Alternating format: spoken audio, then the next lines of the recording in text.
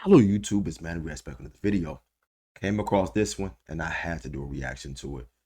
This is one of those topics and subjects me and my inner circle, we talk about things like this on a day-to-day basis. So I had to come bring it to the community so we all could talk about it together. So I'm not going to do too much talking. You guys see the title. Let's go ahead and do the reaction. Just take a second, hit that like, subscribe, and let's do it.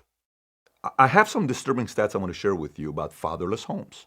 And by the way, some of the stats, you may be, I've seen this before.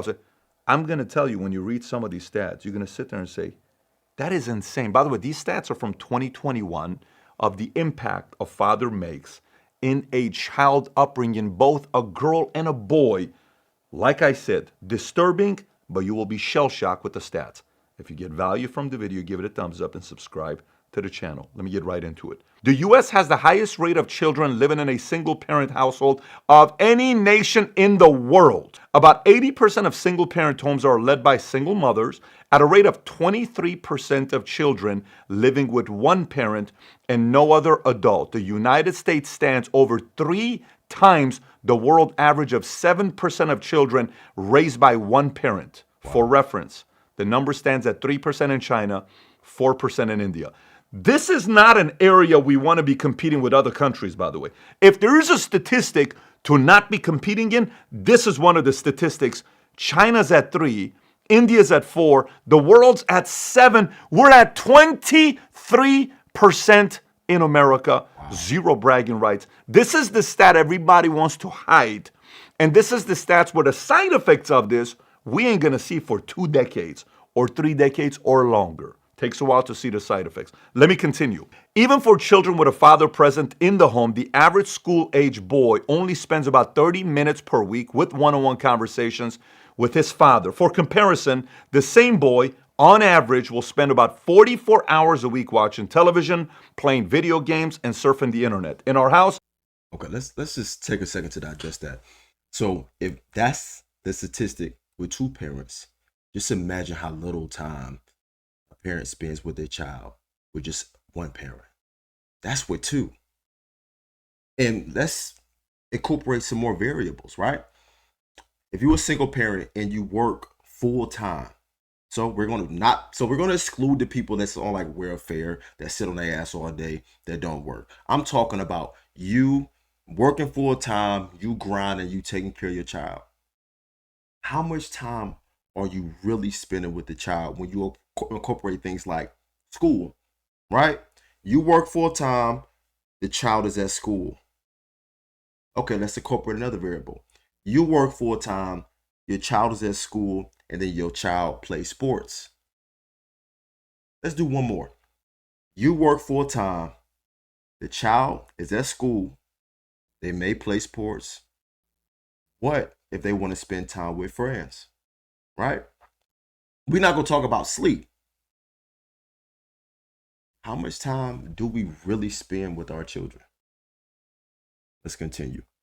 There is no video games throughout the week. It's on the weekends after you read 150 pages throughout the week. Then you have the right to play video games for an hour or 2 on the weekend. And that's what you have to earn. You have to move your body. You have to exercise. There's certain things you need to do to get to that point. That's our household. But the stat tells you 44 hours a week of watching TV, playing video games, and surfing the internet. Let me continue. 90% of all homeless and runaway children, 63% of teen suicides, 85% of children and teens with behavior disorders come from fatherless homes. Let me read that stat to you one more time. 90% of all homeless and runaway children, 63% of all teen suicide, 85% of children and teens with behavioral disorder come from fatherless homes. That is a very, very big number. Next, fatherlessness likewise has a direct link to teen pregnancy and sexual activity. Roughly 70% of teenage pregnancies come from women raised in a fatherless home. 70% of teenage pregnancies comes from fatherless homes. 70%. Wow. That's a big number. And these same women have significantly higher abortion rates than women raised by both a father and a mother. On the whole, fatherless kids are 20 times more likely to be incarcerated and 11 times more likely to exhibit violent behavior than children from two-parent household. I can see. 20 times more, okay? 20 times more. If a man and a wife raise a child, they're less likely to end up in jail, but they have the same chances as children raised by just their father. You may already be blown away by the stats before, so maybe come back and let me read this to you and brace for impact if you missed it. Let me read it one more time. Listen. Just stay with me. Don't get distracted. Stay with me. Listen. If a man and a wife raise a child, they're less likely to end up in jail, but they have the same chance as children raised by just their fathers. Husband and wife. Let's take a second real quick. I think we all can agree that in recent years, we've seen an increase in school shootings. I mean, that used to not even be a thing. But just imagine, let's think about the increase in children committing self-deletion. Let's talk about the increase in children attacking or deleting their own parents. That used to never be a thing. Is there a correlation between fatherless homes and mental illness amongst children? You could potentially make an argument for it. Let's continue. Raise their kid. The chance of this kid going to jail is the same as just the father raising his kids. The problem is the single mother without a father in the picture that can sit there and discipline the kids, give them hope, values, principles, all the other stuff. We play different roles. This is statistic. If somebody's watching this saying, oh my God, you're discounting women, you're discounting mothers, go get upset at the stats, not at me. This is stats. You can't get upset at 3 times 3 is 9. That's stats. I'm giving you stats that's being given to us by the government because they have access to these stats. This is disturbing. Let me continue. Girls with no fathers have lower self-esteem. We can lower crime, lower mental issues, help the economy, lower suicide rates, and decrease homelessness by bringing back the family nucleus. There are things that my wife can do as a mother that I can't do. There's things she can bring that I can't bring, but there are things I can do that she can't do. So now you may say, well, Pat, I agree. I do agree. We can lower this, but then how come it's not happening? And here's the other question. Who's to blame? Who do we blame with this? Now you may be listening to this saying, well, it's got to be the husband and wife's fault. It's got to be the man and the woman's fault. Fine. How come it's not the same ratios around the world? Why is U.S. fatherlessness at 23%? Everywhere else is 7% average. So is it really the mom and dad? So how about the mom and dad in India? How about the mom and dad in China? How about the mom and dad in Germany? How about the mom and dad in Brazil? How about the mom and dad in other places? Why are we at 23%? How did this happen? Was it like this before? Is it an evolution? Is it mainstream media? Is it Hollywood? Is it the fact that parents are afraid of parenting because everybody is so much involved? You can't do that to your kid. You can't do this to your kid. You can't discipline your kid like that. Whose fault is it? It's someone's fault. Is it the fact that, hey, we can't really bring church and schools and pray and all this stuff? I don't know. Maybe that's not something you agree with. Maybe it is. Maybe we need those values and principles. But it's somebody's fault in America that this is happening.